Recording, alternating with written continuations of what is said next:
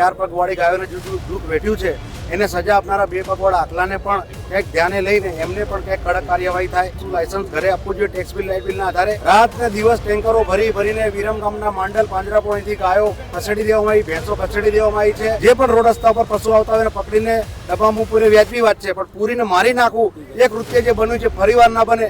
રાજ્યપાલે મુલાકાત કરી છે માલધારીઓના પ્રશ્ન મામલે. જે રીતના આક્ષેપ છે કે ઢોરવાડાની અંદર જે ગાય માતા છે એ મરી રહી છે. આપ માલધારી સમાજના આગેવાન છો, આપને શું કહેવું છે? આનંદની વાત છે કે મહામહિમ રાજ્યપાલશ્રીએ મુલાકાત કરી.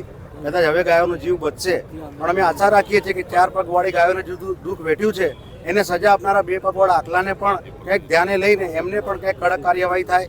સાથે સાથે પશુધન ઘરે રાખી શકે, એનું માવજત કરી શકે એવું પશુ લાયસન્સ ઘરે આપવું જોઈએ ટેક્સ બિલ લાઇટ બિલના આધારે. અને જે મૃત ગાયો થઈ છે અને એ ગાયોના મુદ્દે આપણે જોયા છે એવી ફરીવાર પરિસ્થિતિ નિર્માણ ના થાય, જેના કારણે અમારી આ માંગણી છે રાજ્યપાલશ્રીના આપના માધ્યમથી કે ભગવાન કરે આવી ફરીવાર અમારે આ નજરે જોવું ના પડે. અને જે પણ રોડ રસ્તા પર પશુ આવતા હોય એને પકડીને ડબ્બામાં પૂરી વ્યાજબી વાત છે, પણ પૂરીને મારી નાખવું એ કૃત્ય જે બન્યું છે ફરીવાર ના બને એવી આપના માધ્યમથી રાજ્યપાલશ્રીને અમારી રજૂઆત છે. આક્ષેપ એવા પણ થઈ રહ્યા છે કે જે બાકીની ગાય હતી અથવા તો ભેંસ હતી કે જે કંઈ પણ ઢોરવાડાની અંદર જે પશુ હતા એમને બીજી જગ્યાએ અત્યારે હાલ રાજ્યપાલ આવી રહ્યા છે એટલા માટે મોકલી દેવામાં આવ્યા છે. તમારી ચોક્કસપણે વાત સાચી છે. રાત ને દિવસ ટેન્કરો ભરીને વિરમ ગામના માંડલ પાંજરાપોળથી ગાયો ખસેડી દેવામાં આવી, ભેંસો ખસેડી દેવામાં આવી છે. આ એક વાતની ચોરી પકડાઈ આવે છે. જો તમે સાચા છો તો રાખો ને અંદર. રાજ્યપાલશ્રી આવી રહ્યા છે તો એમને ધ્યાન ઉપર આવશે.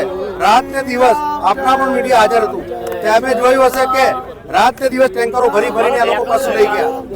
જ્યારે રાજ્યપાલ આવે છે અને સત્તા પક્ષના જેટલા પણ લોકો છે તમારા સમર્થનમાં નથી આવતા માલધારીઓના, તો એના ઉપર તમારે શું કહેવું છે? માલધારી સમાજની અપેક્ષા છે કે રાજ્યપાલશ્રી અમને મળે અને અમે પણ એમને વાત કરીએ. અમારી વિનંતી કે એનાથી મોટું પદ કયું હોય શકે, અમને આશા છે. એના કરતા અમને બીજો આનંદ એ છે કે એમને બીજી જ મળી, ભલે એમને મળે કે ના મળે, અમને ખૂબ આનંદ છે.